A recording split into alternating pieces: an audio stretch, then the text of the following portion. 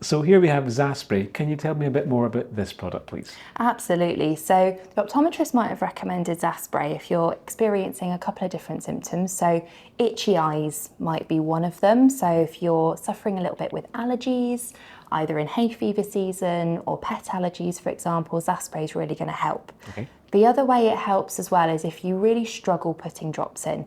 Either you can't or you don't like putting them in. Zaspray offers a really nice, easy solution for providing relief for your dry eyes. Excellent, thank you.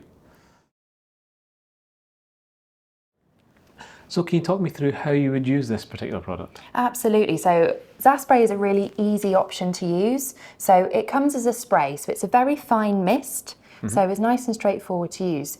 Ideally, you'd spray it about 10 centimetres away from the eye. Do you want to give it a try yourself? Yeah, I think so. Go. Lovely. So straightforward. It covers the eye orbital area, Yeah. and that will start working in a couple of minutes. Great. Excellent. Thank you.